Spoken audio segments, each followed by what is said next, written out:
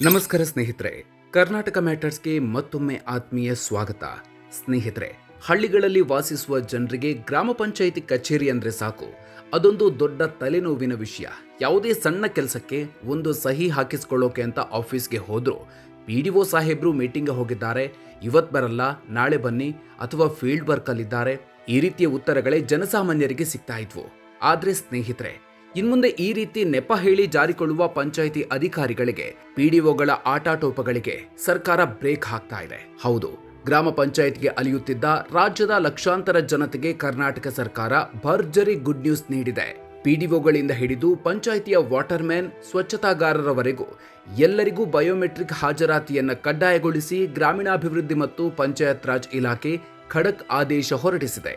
ಹಾಗಾದ್ರೆ ಏಕಾಏಕಿ ಈ ಬಯೋಮೆಟ್ರಿಕ್ ಸಿಸ್ಟಮ್ ತರೋದಕ್ಕೆ ಕಾರಣ ಏನು? ಸಾರ್ವಜನಿಕರ ಭೇಟಿಗೆ ಅಧಿಕಾರಿಗಳು ಸಮಯ ನಿಗದಿಪಡಿಸುವ ಹೊಸ ರೂಲ್ಸ್ ಏನು? ಬಯೋಮೆಟ್ರಿಕ್ ಹಾಕದೇ ಇದ್ರೆ ಸಿಬ್ಬಂದಿಗಳಿಗೆ ಸಂಬಳ ಸಿಗಲ್ವಾ? ಬನ್ನಿ ಇವತ್ತಿನ ವಿಡಿಯೋದಲ್ಲಿ ಈ ಹೊಸ ನಿಯಮಗಳ ಬಗ್ಗೆ ಡೀಟೇಲ್ ಆಗಿ ನೋಡೋಣ. ಅದಕ್ಕೂ ಮೊದಲು ನೀವಿನ್ನೂ ನಮ್ಮ ಕರ್ನಾಟಕ ಮ್ಯಾಟರ್ಸ್ ಯೂಟ್ಯೂಬ್ ಚಾನಲ್ಗೆ ಸಬ್ಸ್ಕ್ರೈಬ್ ಆಗಿಲ್ಲ ಅಂದ್ರೆ ಈಗಲೇ ಸಬ್ಸ್ಕ್ರೈಬ್ ಆಗಿ, ಹಾಗೆ ಪಕ್ಕದಲ್ಲೇ ಇರೋ ಬೆಲ್ ಐಕಾನ್ ಪ್ರೆಸ್ ಮಾಡಿ. PDOಗಳ ಆಟಾಟೋಪಕ್ಕೆ ಬ್ರೇಕ್. ಏನಿದು ಹೊಸ ಆದೇಶ? ಸ್ನೇಹಿತರೆ, ಪಂಚಾಯತ್ ಅಭಿವೃದ್ಧಿ ಅಧಿಕಾರಿಗಳು ಮತ್ತು ಪಂಚಾಯತ್ ಕಾರ್ಯದರ್ಶಿಗಳು ಸಾರ್ವಜನಿಕರ ಸಮಸ್ಯೆಗಳನ್ನು ಕೇಳಲು ಕಚೇರಿಯಲ್ಲೇ ಇರೋದಿಲ್ಲ ಅನ್ನೋ ದೂರುಗಳು ವ್ಯಾಪಕವಾಗಿ ಕೇಳಿ ಬರ್ತಾ ಇದ್ವು. ಈ ಬಗ್ಗೆ ಪರಿಶೀಲನೆ ನಡೆಸಿದ ವಿಧಾನಮಂಡಲದ ಹಿಂದುಳಿದ ವರ್ಗಗಳ ಮತ್ತು ಅಲ್ಪಸಂಖ್ಯಾತರ ಕಲ್ಯಾಣ ಸಮಿತಿಯು ಒಂದು ಮಹತ್ವದ ವರದಿಯನ್ನು ಸರ್ಕಾರಕ್ಕೆ ನೀಡಿತ್ತು. ಆ ವರದಿಯಲ್ಲಿ ಯಾರೇ ಬಂದು ಕೇಳಿದ್ರೂ PDOಗಳು ಫೀಲ್ಡ್ ಕೆಲಸದ ಮೇಲೆ ಹೋಗಿದ್ದಾರೆ ಅಂತ ಹೇಳ್ತಾರೆ.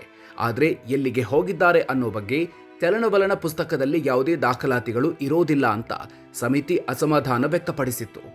ಈ ಸಮಿತಿಯ ಶಿಫಾರಸಿನ ಮೇರೆಗೆ ಎಚ್ಚೆತ್ತುಕೊಂಡಿರುವ ಪಂಚಾಯತ್ ರಾಜ್ ಆಯುಕ್ತಾಲಯ ಈಗ ಎಲ್ಲ PDOಗಳು, ಗ್ರಾಮ ಪಂಚಾಯಿತಿ ಕಾರ್ಯದರ್ಶಿಗಳು ಮತ್ತು ದ್ವಿತೀಯ ದರ್ಜೆ ಲೆಕ್ಕ ಸಹಾಯಕರಿಗೆ ಪ್ರತಿನಿತ್ಯ ಪಂಚತಂತ್ರ 2.0 ತಂತ್ರಾಂಶದಲ್ಲಿ ಬಯೋಮೆಟ್ರಿಕ್ ಹಾಜರಾತಿ ದಾಖಲಿಸುವುದನ್ನು ಕಡ್ಡಾಯ ಮಾಡಿದೆ. ಜನಸಾಮಾನ್ಯರ ಭೇಟಿಗೆ ಟೈಮ್ ಟೇಬಲ್ ಫಿಕ್ಸ್. ಈ ಹೊಸ ಆದೇಶದ ಪ್ರಕಾರ ಕೇವಲ ಬಯೋಮೆಟ್ರಿಕ್ ಹಾಕಿ ಹೋದರೆ ಸಾಲೋದಿಲ್ಲ. PDOಗಳು ಪ್ರತಿದಿನ ಕಡ್ಡಾಯವಾಗಿ ಸಾರ್ವಜನಿಕರ ಭೇಟಿಗೆ ಇಂತಿಷ್ಟು ಸಮಯವನ್ನ ನಿಗದಿಪಡಿಸಲೇಬೇಕು. ಆ ಸಮಯದಲ್ಲಿ ಅವರು ಕಚೇರಿಯಲ್ಲಿ ಇದ್ದು ಜನರ ಅಹವಾಲುಗಳನ್ನು, ಕುಂದುಕೊರತೆಗಳನ್ನು ಆಲಿಸಬೇಕು. ಅಷ್ಟೇ ಅಲ್ಲ, ಪ್ರತಿ ಸೋಮವಾರದಿಂದ ಶನಿವಾರದವರೆಗೆ PDOಗಳ ಪ್ರವಾಸದ ವಿವರವನ್ನ ಅವರು ಯಾವ ಹಳ್ಳಿಗೆ, ಯಾವ ಕೆಲಸದ ಮೇಲೆ ಹೋಗಿದ್ದಾರೆ ಅನ್ನೋ ಕಂಪ್ಲೀಟ್ ಡೀಟೇಲ್ಸ್ ಅನ್ನ ಕಡ್ಡಾಯವಾಗಿ ಪಂಚಾಯಿತಿ ಕಚೇರಿಯ ನೋಟಿಸ್ ಬೋರ್ಡ್ನಲ್ಲಿ ಪ್ರಕಟಿಸಬೇಕು. ಮತ್ತೊಂದು ಪ್ರಮುಖ ವಿಷಯ ಅಂದರೆ, PDOಗಳು ಕಚೇರಿ ಬಿಟ್ಟು ಹೊರಗಡೆ ಫೀಲ್ಡ್ ವರ್ಕ್ಗೆ ಹೋದಾಗ ಅಂಗನವಾಡಿ ಕಾರ್ಯಕರ್ತೆಯರಿಗೆ ಇರುವಂತೆ GPS ಟ್ರ್ಯಾಕಿಂಗ್ ವ್ಯವಸ್ಥೆ ಮಾಡುವಂತೆಯೂ ಸಮಿತಿ ಸರ್ಕಾರಕ್ಕೆ ಶಿಫಾರಸು ಮಾಡಿದೆ. ಬಯೋಮೆಟ್ರಿಕ್ ಹಾಕದಿದ್ರೆ ಸಿಗಲ್ಲ ಸಂಬಳ. ಸ್ನೇಹಿತರೆ, ಈ ಹೊಸ ರೂಲ್ಸ್ ಕೇವಲ ಮೇಲಾಧಿಕಾರಿಗಳಿಗೆ ಮಾತ್ರವಲ್ಲದೆ ಪಂಚಾಯಿತಿಯಲ್ಲಿ ಕೆಲಸ ಮಾಡುವ ಪ್ರತಿಯೊಬ್ಬ ಸಿಬ್ಬಂದಿಗೂ ಅನ್ವಯ ಆಗತ್ತೆ. ಗ್ರಾಮ ಪಂಚಾಯಿತಿಯ ಕರ ವಸೂಲಿಗಾರರು, clerk cum data entry operator, ಸ್ವಚ್ಛತಾಗಾರರು, ವಾಟರ್ ಮ್ಯಾನ್ಗಳು ಮತ್ತು ಗ್ರಂಥಪಾಲಕರು ಕಡ್ಡಾಯವಾಗಿ ಪ್ರತಿದಿನ ಪಂಚತಂತ್ರ 2.0 ತಂತ್ರಾಂಶದಲ್ಲಿ ಬಯೋಮೆಟ್ರಿಕ್ ಹಾಜರಾತಿ ಹಾಕಬೇಕು. ಇದಕ್ಕೆ ಜವಾಬ್ದಾರರಾಗಿರುವ ತಾಲೂಕು ಪಂಚಾಯಿತಿ EOಗಳು ಸಿಬ್ಬಂದಿಗಳ ಬಯೋಮೆಟ್ರಿಕ್ ಹಾಜರಾತಿಯನ್ನು ಪಡೆದು ಅದರ ಆಧಾರದ ಮೇಲೆಯೇ ಅವರಿಗೆ ಪ್ರತಿ ತಿಂಗಳ ವೇತನ ಪಾವತಿ ಮಾಡಬೇಕು ಅಂತ ಇಲಾಖೆ ಖಡಕ್ ಸೂಚನೆ ನೀಡಿದೆ.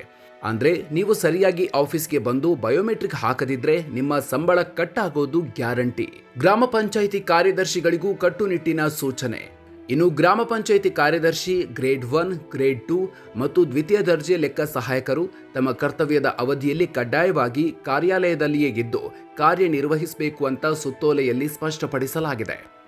ಒಟ್ಟಿನಲ್ಲಿ ಸ್ನೇಹಿತರೆ, ಸರ್ಕಾರದ ಈ ಹೊಸ ಆದೇಶದಿಂದ ಗ್ರಾಮ ಪಂಚಾಯಿತಿ ಕಚೇರಿಗಳಲ್ಲಿ ಅಧಿಕಾರಿಗಳ ಲಭ್ಯತೆ ಹೆಚ್ಚಾಗಲಿದ್ದು ಜನಸಾಮಾನ್ಯರ ಕೆಲಸಗಳು ಸುಲಭವಾಗಿ ಮತ್ತು ವೇಗವಾಗಿ ನಡೆಯೋ ಭರವಸೆ ಮೂಡಿದೆ. ಸ್ನೇಹಿತರೆ, ಸರ್ಕಾರದ ಈ ಬಯೋಮೆಟ್ರಿಕ್ ಕಡ್ಡಾಯ ನಿಯಮದ ಬಗ್ಗೆ ನಿಮ್ಮ ಅನಿಸಿಕೆಗೇನು?